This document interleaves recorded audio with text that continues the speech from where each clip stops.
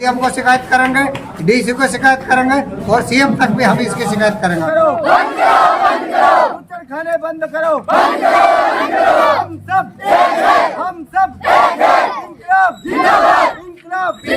बूचड़खाना रहेगा या गाँव रहेगा। फिरोजपुर झिरका के गांव रावली में संचालित Marhaba frozen food private limited meat factory के विरोध में शुक्रवार को ग्रामीणों का गुस्सा फूट पड़ा। राजकीय वरिष्ठ माध्यमिक विद्यालय परिसर में आयोजित पंचायत में बड़ी संख्या में ग्रामीण, पंच, सरपंच, पूर्व सरपंच, बुजुर्ग और युवा शामिल हुए। पंचायत में ग्रामीणों ने फैक्ट्री के खिलाफ नारेबाजी करते हुए इसे बंद कराने की मांग की। ग्रामीणों का आरोप है कि गांव की आबादी के पास स्थित फैक्ट्री से दुर्गंध फैल रही है, मक्खियों की संख्या बढ़ गई है और लोगों को स्वास्थ्य संबंधी परेशानियों का सामना करना पड़ रहा है। उनका कहना है कि फैक्ट्री शुरू होने के बाद से सांस संबंधी समस्याएं बढ़ी हैं और फसलों पर भी प्रतिकूल असर पड़ रहा है। ग्रामीणों ने ये भी सवाल उठाया कि फैक्ट्री के आसपास स्कूल, बैंक और पशु चिकित्सालय जैसे संस्थान मौजूद हैं, जिससे आम लोगों को परेशानी हो रही है।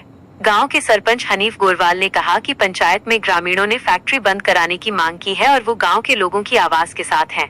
वहीं ग्रामीणों ने चेतावनी दी कि मांगे नहीं मानी गयी तो वे धरना प्रदर्शन का रास्ता अपनाएंगे। दूसरी ओर फैक्ट्री के मैनेजर ब्रजभूषण ने सभी आरोपों को निराधार बताते हुए कहा कि फैक्ट्री पूरी तरह सरकारी नियमों और निर्धारित मानकों के अनुसार संचालित की जा रही है। उन्होंने कहा कि फैक्ट्री से किसी प्रकार की दुर्गंध नहीं आती और पर्यावरण संबंधी सभी आवश्यक नियमों का पालन किया जा रहा है। दोस्तों, इस समय मेरी मौजूदगी है खंड फिरोजपुर झिरका के गांव रावली में और यहाँ पर आप देख रहे हैं सैकड़ों की संख्या में यहाँ गांव के लोग मौजूद हैं। यहाँ पर काफी लोग यहाँ पर और इलाके के और गांव के नौजवान यहाँ पर तैनात हैं। हमारे साथ में खड़े हुए दिखाई दे रहे हैं आपको पीछे।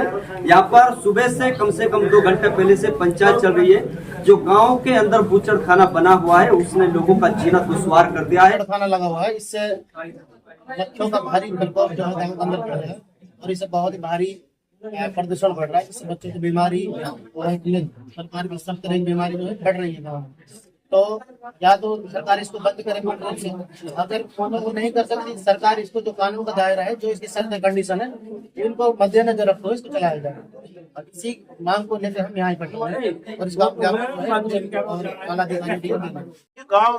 ऐसा गाँव है जो तहसील के अंदर पहचान रखता है और बड़ा गाँव है और यहाँ इस गांव में जो है हजारों बच्चे पढ़ने के लिए आ रहे हैं।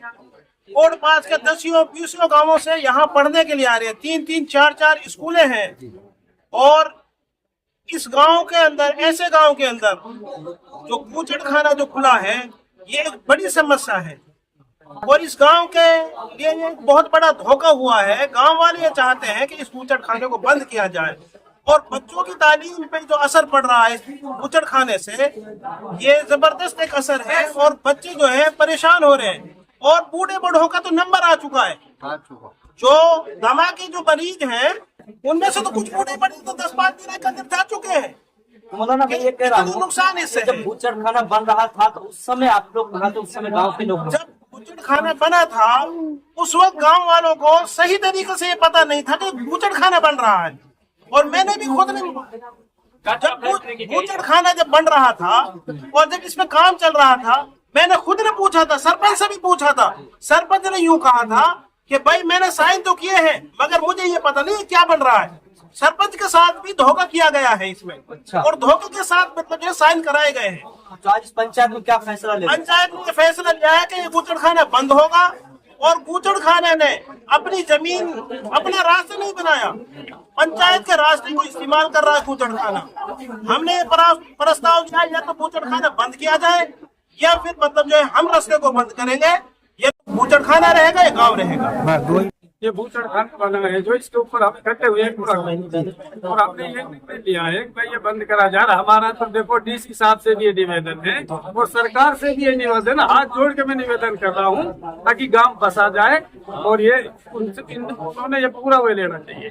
और हम तो नायब सिंह सैनी से भी ये कहना चाह रहे हैं, हमारा सीएम साहब, हम तो एक ही प्रार्थना है कि हमारे यहाँ के मौका पे देखा जाए और गांव बहुत बड़ी परेशानी की संकट में आया। अच्छा, और हम तो यही बात है हमारी, तो सीधी एसडीएम से भी यही है हमारी, हमारा नू लगा पूरी नू लगा परेशानी आई पड़ी है। बच्चा 4-4 स्कूल है तो इसकी कहीं शिकायत देने का प्लान क्या है? आज हमने शिकायत देने का प्लान भी कराया, एक दिन और भी पहले भी हमने मीडिया पे बात करी थी, रखी थी। हमने जरूरत पड़ी तो हम लगा सीएम साहब से भी मिलेंगे जाके, और हम पूरा गांव, पूरा हमारा सरपंच भी है, जो भी पूरा गांव है, हम एकता में हुए पड़े हैं। और नहीं यहाँ लगा आदमी मर जाएंगे, बहुत ज्यादा, बहुत परेशानियां। तो किस तरीके की परेशानियां हैं जी बूचड़ खाने से गाँव में?